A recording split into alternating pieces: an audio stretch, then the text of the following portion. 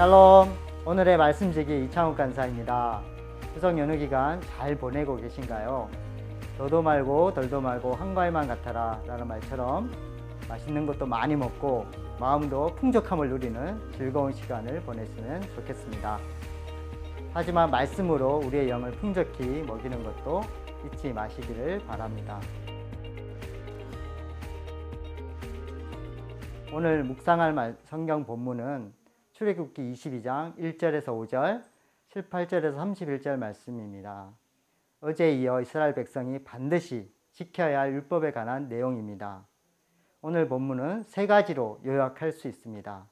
첫 번째가 재산권 침해에 대한 배상법이고, 두 번째는 종교법, 마지막으로는 도덕법에 관한 것입니다. 그렇다면 구체적으로 어떻게 말씀하고 있는지 살펴보겠습니다. 먼저 출애굽기 22장 1절에서 5절은 재산권 침해에 대한 배상법으로 특별히 이웃의 가축에 피해를 입혔을 때 어떻게 그 손해를 배상해야 하는지 나와 있습니다. 이웃의 소나 양을 도둑질하여 잡아먹었거나 팔아버렸으면, 즉 그 소나 양이 이미 없어졌다면 소는 5배로, 양은 4배로 배상하라고 명령하고 있습니다.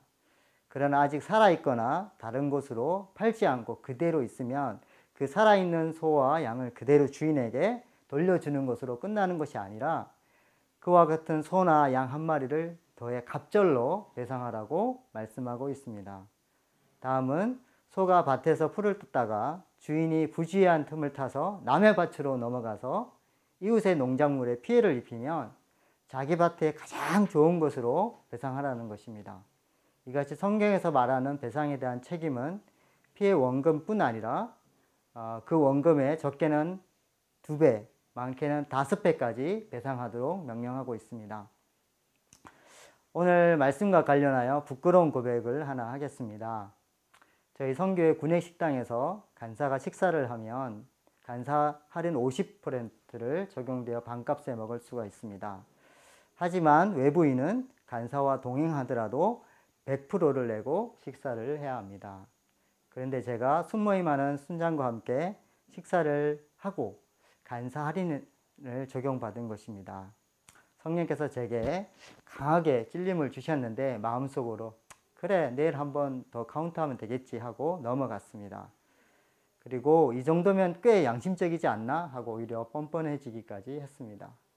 그런데 이때 마침 성경적 제도 원리에 대해 공부하고 있었기에 횡령한 식사값의 5배를 물어야 한다는 것을 분명히 인식하게 되었습니다. 그래서 돌이켜 주님께 죄를 고백하고 스스로 속여서 식당 운영에 손해를 끼쳤기에 식사 담당 간사에게 전화를 해서 횡령한 식사값의 5배를 배상하겠다고 이야기했습니다.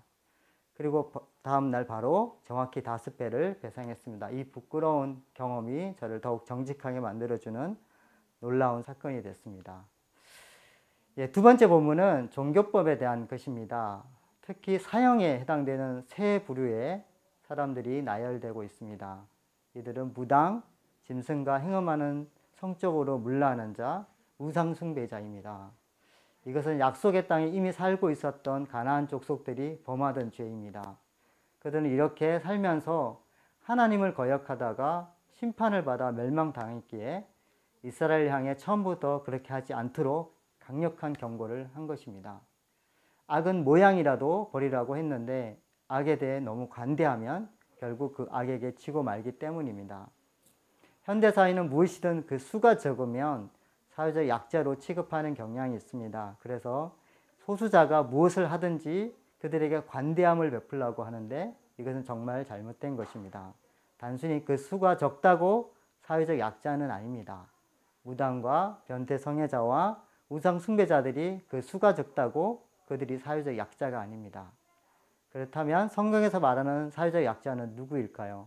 그래서 오늘 본문 마지막에 잘 나와 있습니다. 그들은 바로 나그네와 고아와 과부입니다. 그리고 진실로 보호해야 할 사회적 약자들입니다.